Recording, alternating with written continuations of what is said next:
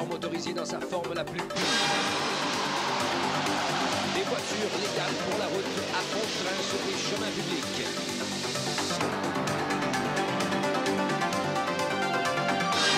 Une course contre la montre où on roule aussi vite que possible.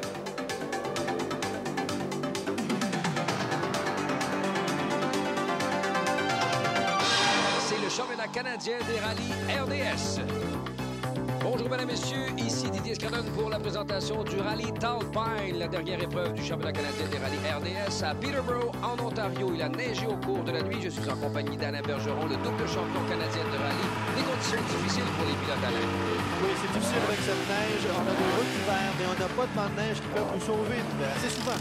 Oui, on peut se retrouver très rapidement hors route, c'est le cas de le dire. Première épreuve se fera sur asphalte et neige. J'aimerais vous rappeler que cette émission vous est présentée par Aerofoil, un balai d'essuie-glace visiblement supérieur. Et par Michelin. Michelin, parce que les pneus, c'est important. Alors, le premier duo à s'élancer, c'est Paul Joignard en compagnie de Jeff Becker. C'est la même voiture que pilotait Buffum au rallye de Charlevoix. C'est la même voiture. Il s'agit du champion nord-américain en 90-92. Et d'ailleurs, même en 93, cette année, déjà assuré du championnat nord-américain. Paul Joignard, quelqu'un qui a beaucoup d'expérience, qui amène beaucoup à l'événement. C'est une spéciale qui est courue dans les rues de la ville de Peterborough. On est autour du palais de justice, on l'appelle The Courthouse. Et c'est une spéciale très courte, Alain. Seulement 0,18 km et on voit ici la neige qui est tombée sur un chemin d'asphalte normal. Alors, ça complique beaucoup la vie des pilotes. On est tout près de la fin. On enregistrera un chrono de 40 secondes. Alors, première voiture, 40 secondes. C'est maintenant le standard à réaliser pour l'équipe qui va suivre en deuxième position. Il s'agit du champion canadien Tom McGear qui est copiloté par Trish Sparrow, qui est également sa compagne de vie. Il a remporté lors du dernier rallye un troisième titre. Il est là, si on veut, pour la forme. Pour la forme, en classe production GT, il est un des favoris de l'événement. Je me souviens de cette spéciale il y a quelques années. J'avais vu Paul Joignard capoter dans cette spéciale-ci, pas très loin du palais de justice. Et pourtant, on dit que ce n'est pas dans cette première spéciale qu'un rallye se gagne. Il y en a qui, bien sûr, pour épater la galerie, ils vont un petit peu fort. On voit ici que Tom McGear est très prudent. Difficulté au niveau de la traction comme telle. C'est extrêmement glissant dans cette espèce de virage en U. Bien, les voitures sont très puissantes, surtout celle de Joignard qu'on a vu tout à l'heure, très puissante. Alors, sur la neige, c'est très difficile de contrôler l'adhérence. Alors, ce sera 41,2 à 1 seconde,2. Et on a vu qu'il a amené avec lui quelques souvenirs. Souvenirs, c'est ça, dans le virage juste avant la fin de l'épreuve, dans la puissante Ford Cosworth. On parle ici d'un modèle tout à fait particulier. Oui, la Ford Escort Cosworth, qui n'est pas du tout une Ford Escort qu'on voit généralement sur nos rues ici au Canada. Alors, c'est très puissant, 400 forces de moteur. Alors, c'est très difficile pour notre ami de contrôler cette puissance ici. C'est Carl Merrill qui est au volant. John Wickens et son copilote. Ils ont remporté le dernier rallye, celui de Charlevoix. Alors que là, on voit qu'il y a énormément de difficultés, là, justement. Ah oui, le volant est tourné au maximum ici. Et puis, il attend tout simplement que quelque chose se produise. Alors, très difficile de contrôler 400 forces de moteur dans des conditions semblables. C'est une 4 roues motrices. J'aimerais vous rappeler, la boîte de vitesse est à 7 rapports. On est loin du temps réalisé tantôt par Joignard, 44 secondes,1. Ça donne bien sûr la troisième position pour le duo Merrill-Wickens. Alors, on aura la chance de se reprendre un peu plus loin, j'espère. On s'en va maintenant à bord de la Audi S2 de Frank et Dan Sproggle. C'est leur première sortie cette année avec cette voiture. Oui, une nouvelle voiture pour eux. Il s'agit d'une Audi Quattro récent, un dernier modèle qu'ils ont préparé récemment pour le rallye. Alors ici, après un léger raccourci. Même qu'il a déjà endommagé le bas de caisse de sa voiture. Les frères Sproggle qui ont comme métier, eux autres, justement, la préparation de voitures de course. Oui, ils font beaucoup de préparation de différentes voitures, d'autres compétiteurs au niveau canadien. Et on le voit avoir à peu près les mêmes problèmes que Carl Merrill. Ici, il tourne le volant au maximum et attend que quelque chose se produise dans la courbe. Champion canadien 90, 91, 92. Toute une sortie de virage, mais un temps de 43 secondes seulement, ce qui leur donne quand même la troisième position. On a battu le temps de Carl Merrill et de John Wickens à bord de cette Audi Quattro S2. Prochaine équipe, cette fois-ci, c'est le duo composé de Wojtek et de Marsha Grabowski à bord d'une Mitsubishi. C'est la même chose que les fameuses Eagle Talon, mais dans la version américaine. C'est ça, une Mitsubishi Eclipse. C'est sa première sortie avec cette voiture. D'ailleurs, la voiture qu'on voit présentement, c'est l'ancienne voiture qu'utilisait l'an dernier Carl Merrill au championnat nord-américain et aux États-Unis. Le duo Grabowski, on parle ici des champions ontariens de 1992 et en lutte pour un titre, encore une fois, en 1993 à bord de la voiture numéro 7. 40 secondes et le temps à battre. On est à 29 secondes. Ça a bien été ici pour Grabowski. Très bonne façon d'aborder cette course très glissante. Dès qu'on a de la traction, on donne le maximum. Ça va donner un temps de 40 secondes. Alors, une égalité en première position avec Chouanière pour Grabowski. Alors, la différence, c'était à la courbe placée. C'est là que ce succès spécial de seulement, on le rappelle, 0,18 km. Champion canadien novice, il s'agit de Jean-Sébastien Bessner et de Brian Maxwell. Eux aussi pilotent cette fameuse Subaru Legacy Turbo à 4 roues motrices, la voiture numéro 10. Jean-Sébastien qui nous vient de Montréal, on le répète, assuré du championnat novice, mais a besoin de beaucoup d'expérience à acquérir pour qu'il veut aller loin. On voit qu'il a payé dur ses erreurs puisqu'il y a eu des réparations sur le côté droit de sa voiture. Et ça s'est passé à l'entraînement, nous a-t-on dit. Ah, voici, regarde, ici, il y a des difficultés à cette courbe. C'est définitivement cette courbe qui décide du résultat de cette spéciale. Je pense qu'il faut savoir se retenir dans la spéciale du palais de justice pour réussir à être vite. 40 secondes et le temps à battre. On va réussir, attendez, 44,1, ça donne la 6e position. Mais ce n'est que le début du rallye pour donner un avant-goût aux spectateurs de ce à quoi on peut s'attendre. Alors, le classement est comme suit. Triple égalité, Chouanière, Grabowski, Nichols, qu'on n'a pas vu en piste. Et le reste, bien sûr, qui suit tout ça. On fait une pause, mesdames et messieurs. On vous revient avec la suite de ce rallye canadien. On parle ici du rallye Talbine dans le cadre des championnats canadiens de rallye RDS.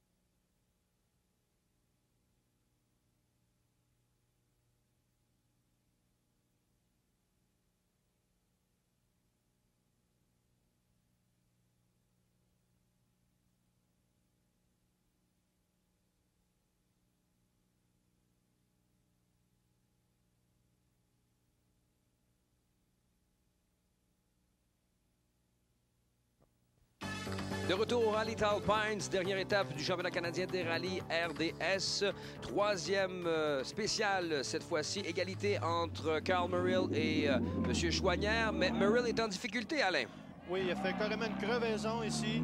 Alors, il lui reste, je crois, 4 km à faire. Alors, il choisit de continuer sur la crevaison. C'est un choix, je pense, logique de continuer. Il utilise des pneus Nokia de rue, carrément des pneus vraiment normaux. Alors, les flancs sont pas renforcés comme les Michelin, alors ce qui lui a fait réduire une crevaison. Oui, Sprague, lui, utilise des fameux C5, qui est un pneu de compétition pour la neige. On va faire un tour à bord, justement, de la voiture des frères Sprague. On parle ici d'une Audi Quattro extrêmement bien préparée. Et comme on peut le constater, même s'il y a de la neige, ça roule vite. Oui, les pneus ici, ce sont des C5, donc ils sont très étroits. Ils permettent le dégagement de la neige de façon son maximum. Ses mêmes pneus, par exemple, sur l'asphalte, n'obtiendraient absolument pas le but. On va chercher le fond, comme on dit. Regarde ça. Extraordinaire. Alors, ils sont vraiment très rapides, les frères Sprungel, en passant. C'est vraiment là, très rapide ce qu'on voit présentement. À mi-parcours, on a 12 minutes 6 secondes. Alors, il faut rappeler qu'à 12,27 était le temps de Merrill, mais sur crevaison, c'était pas mal. Toujours à bord de la voiture des frères Sprungel, on voit comment on travaille. Et on a entendu justement à l'arrivée du virage tantôt le turbocompresseur qui travaille au maximum sur cette voiture. Alors, définitivement ici, Dan Sprungel n'hésite pas, il est confiant, il accélère. Je crois que c'est vraiment là, du pilotage de haute voltige. Oh, des difficultés là pour Sprungel. Sprungel qui sort de piste finalement. Je devrais dire qu'il quitte la route. Alors, c'était une route placée, mais il n'y avait pas le banc de neige pour lui sauver. Et on a il vu... essaie de sortir ici, il essaie de sortir. On a vu que Sprungel, au moment où il s'est introduit justement dans le fossé, il a accéléré pour tenter d'en ressortir, ce qui fait que c'est sans doute la fin du rallye pour l'équipe Sprungel. On est à bord, où on voit plutôt la machine de Tom Meagher, la voiture de Tom Meagher, la Subaru 4 roues motrices Michelin Aerofoil. Et vous avez remarqué également que la température est fort changeante du début jusqu'au milieu de la spéciale. Tantôt, on était sous la neige et là, maintenant, le soleil est de retour. Alors, ça change continuellement pendant la course. Alors, c'est les mêmes pneus, c'est simple. Toutefois, Tom est beaucoup plus conservateur, je dirais, sur ce genre de route. Il faut être conservateur un peu. Regardez bien, là, la moindre petite plaque de glace, vous êtes carrément dans le fossé. C'est un temps de 18 minutes 49 secondes. C'est lui qui a la première position à la suite des problèmes de Merrill et de Sprungel. Et voici un qui a des petits problèmes. Tim Battle et Art McKenzie, c'est à bord d'une bonne vieille Datsun 510. Oui, Tim Bendel qui a remporté le championnat canadien en 86, il faut s'en rappeler. Il vient d'assez loin, Tim. Wojtek et Marsha Grabowski à bord de la Mitsubishi Eclipse. À mi-parcours, on va réaliser un temps de 12 minutes 11. C'est la deuxième position. Très bon temps ici pour Wojtek Grabowski qui est habitué. Oh, on le voit ici rattraper. Oui, il rattrape Tim Bendel ici.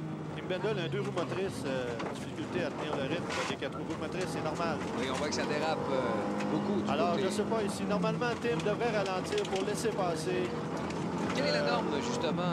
La norme, on laisse passer le pilote plus rapide et on essaie de le suivre. S'il est plus vite que nous, on essaie de le suivre. Ça va nous faire aller plus vite nous autres mêmes. Et il semble qu'on a été gentleman du côté de Manon. On a laissé passer Grabowski qui va aller chercher un temps de 18,36. C'est lui qui aura le temps le plus rapide, malgré le fait qu'il a été légèrement ennuyé par Bendel. Bendel qui était dans son derrière, hein? Bendel était capable de le suivre. Et là, on va vous présenter des images assez particulières, puisque tout le monde se demande si Grabowski a réussi à battre le temps de Chouanière, qui était celui, d'une certaine façon, qui ouvrait la piste. Vous remarquerez qu'il n'y a pas de traces, justement, sur la route présentement, ou à peu près pas. Est-ce que Chouanière aura réussi le meilleur temps? On fait un bout de chemin à bord de sa Audi. Alors, c'est une Audi S2 de à peu près 380 chevaux, je dirais. Et peut-être un peu moins. Dans des conditions comme ça, on diminue la puissance un peu pour permettre un meilleur contrôle des pneus et puis tout ça, l'adhérence, c'est difficile. Alors, on diminue le boost du turbo pour permettre de contrôler. Alors, c'est très rapide ici, ce que je vois présentement, de Paul Chouanière. Chouanière qui semble être possiblement plus doux avec l'accélérateur que ne l'était tantôt Sprungel. Ben, il a probablement ajusté différemment la puissance du moteur. Alors, à mi-course, oui, on avait fait 12,6. Alors, il y a 4 secondes d'avance ici. À mi-course, il y avait 4 secondes. Toujours à bord de sa voiture. Oh, c'est rapide. Je rappelle que les routes sont fermées pour la tenue d'une spéciale comme ça. Très étroit, comme on a pu le constater. On arrive à la fin de la spéciale ici. Voyons le temps. 18,04, ça donne 32 secondes d'avance sur le deuxième temps. Alors, c'est énorme. Dans la dernière portion du rallye, on se rappelle, il y avait seulement quelques secondes d'avance à mi-chemin. Et jusqu'à la fin, il a rattrapé jusqu'à 32 secondes d'avance. C'est très rapide. Alors, moins 32 pour Grabowski sur Chouanière. Meagher est en troisième position. McEwen en quatrième. Stahl est en cinquième place après la troisième étape, celle de Eels Lake. Ressner chez Novice toujours en tête à moins 1 minute 20 secondes, alors qu'on voit le reste des pilotes qui ont également fort bien performé. mais on vous a gardé des images un peu particulières. Mayor Chester qui en donne pour l'argent aux spectateurs. Un bon souvenir pour moi que cette Toyota Corolla GTS. J'ai déjà conduit ce genre de voiture. Ensuite, on a vu Saki Ajima et Tom Burgess, alors que ces derniers sont en difficulté avec la Mitsubishi.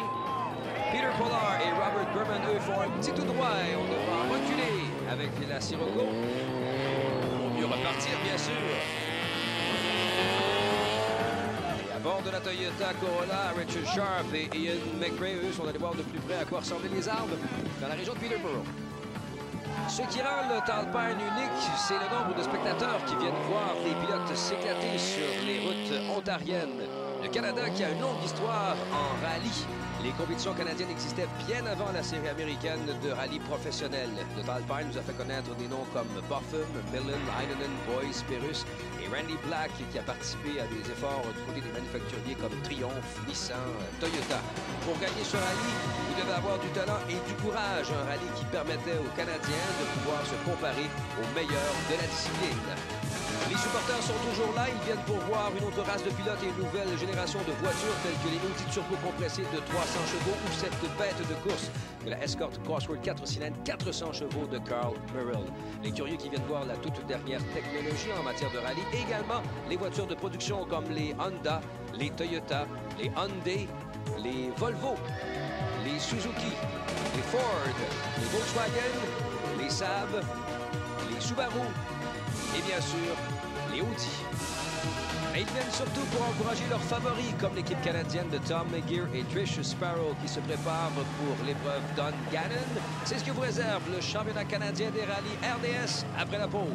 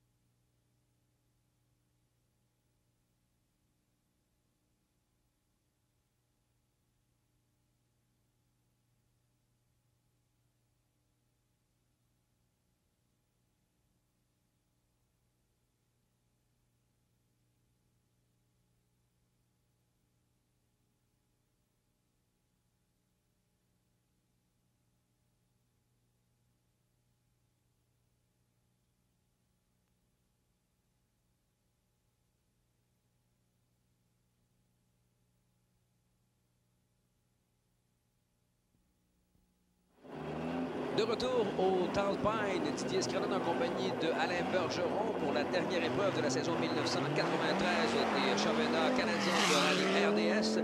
On est à la spéciale Dungannon. Les premiers à s'élancer sont les meneurs, bien sûr, au rallye. Il s'agit du duo Paul Chouanière et Jeff Becker. Oui, Paul Chouanière qui pilote présentement l'Audi Quattro préparé par son beau-père, John Botham. On sait que Paul est le beau-fils de John Botham. Il a débuté sa carrière à 19 ans. Paul Chouanière et ses champions américains en 90 et 92, champion nord-américain aussi en 89 et en 92. Et il a gagné le championnat canadien en 89. Un excellent pilote et on voit des airs comme ça, la prise de vue de l'hélicoptère. Leclerc montrait très bien le travail de Chouanière au volant de cette Audi Quattro S2. Dans la toute dernière portion du rallye, plutôt de cette spéciale, il y a d'énormes, très longues courbes extrêmement glacées, comme on a pu le constater. Chouanière est très à l'aise là-dessus. Ça lui donnera un temps de 1 minute 9 secondes. C'est donc le temps à battre jusqu'à présent. Cal Merrill et M. Wickens sont copilotes à bord cette fois-ci de la Ford Cosworth et on voit qu'on utilise l'imitateur de révolution maximum.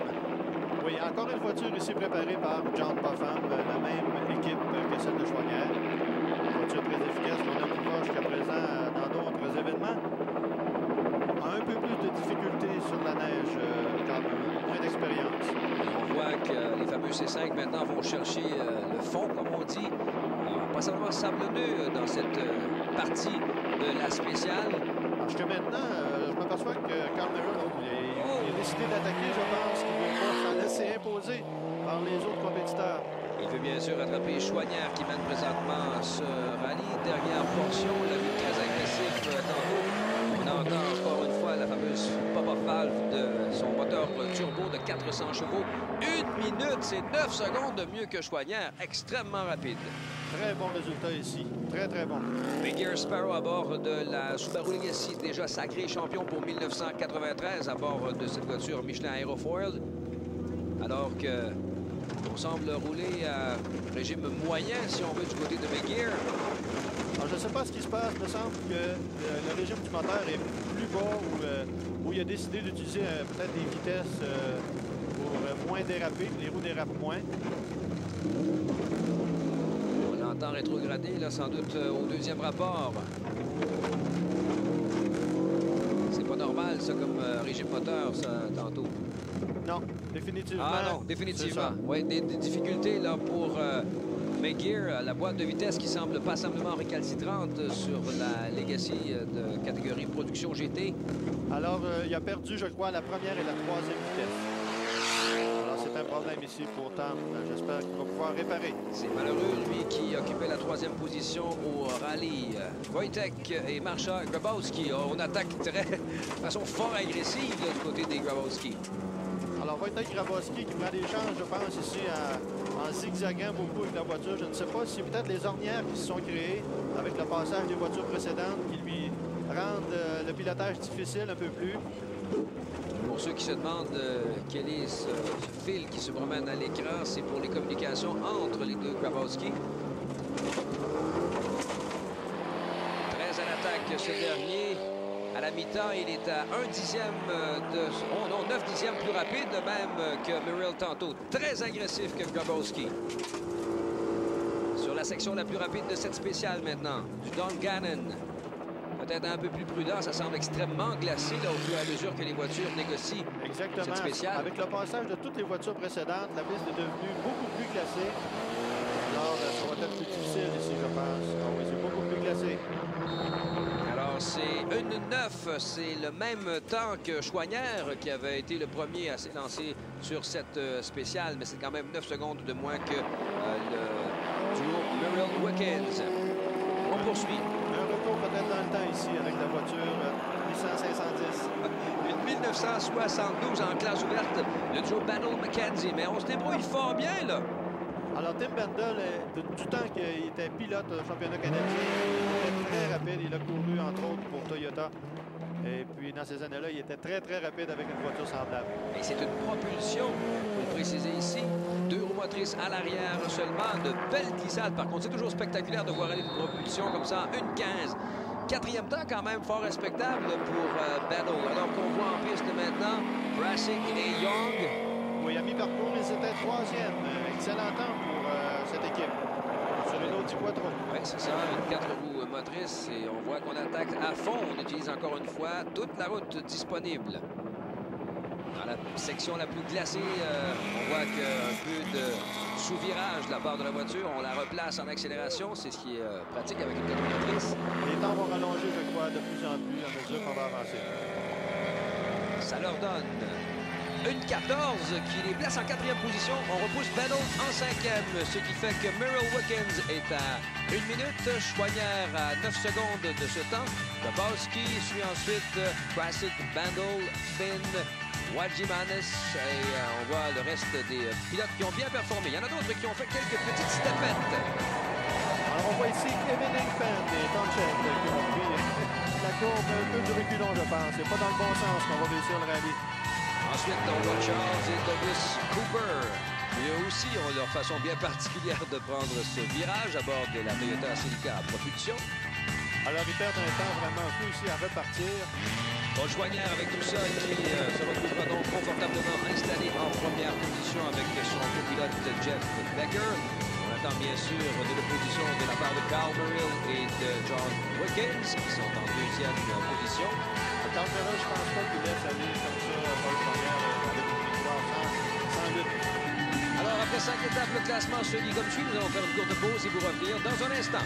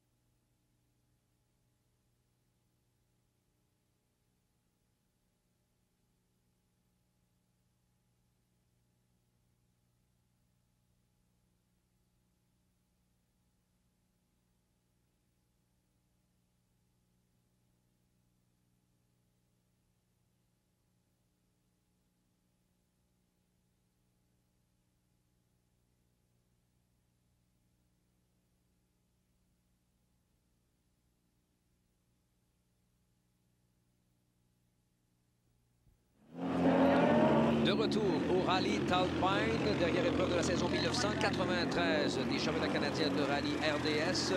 C'est Paul Joignard qui mène toujours l'épreuve devant Carl Merrill. À peu près 1 minute les sépare et c'est dans la dernière spéciale que va se décider le rallye. On sait que les voitures sont lancées à 1 minute justement d'intervalle sur la piste. Il faudrait que Carl Merrill puisse rejoindre Joignard dans cette spéciale. Pendant qu'on travaille encore très fort, Alain, sur la voiture de Tom McGear. Tom McGear qui a des problèmes de transmission, comme on le sait. Pendant qu'on voit ici Grabowski qui retourne chez lui après avoir remporté la classe ontarienne. Merrill s'apprête à donner un dernier coup de cœur pour essayer de rejoindre Paul Joignard lors de cette épreuve. Et regardez, si vous pensez que c'est excitant, le rallye le jour, imaginez-vous la nuit avec la visibilité. C'est possible hein, pour Merrill de rattraper Joignard. Surtout l'hiver, 1 minute, c'est très vite perdu. Attention, hein, la moindre erreur du côté de Joignard et ça serait fait, mais Joignard sera parfait et ira chercher la victoire également dans cette spéciale, ce qui lui donnera la victoire au combiné devant Merrill. McGear termine 3e malgré ses problèmes, Bennell en 4e position et Krausick avec une 5e place. C'est bien sûr le résultat au combiné dans les catégories diverses. En production GT, McGear Sparrow l'emporte avec la Subaru. Le duo McEwen en catégorie sport signe la victoire. Et le Montréalais Walkington terminera en première position dans la classe 17-50. Bien sûr, félicitations à nos gagnants du rallye Talpine dans la classe ouverte, Paul Joignard et Jeff Becker. Cette émission vous a été présentée par Aeroport, un balai sur glace visiblement supérieur, et par Michelin. Michelin, parce que des pneus, c'est important. Ici Didier Scralone, qui au nom de toute l'équipe vous dit à la saison prochaine.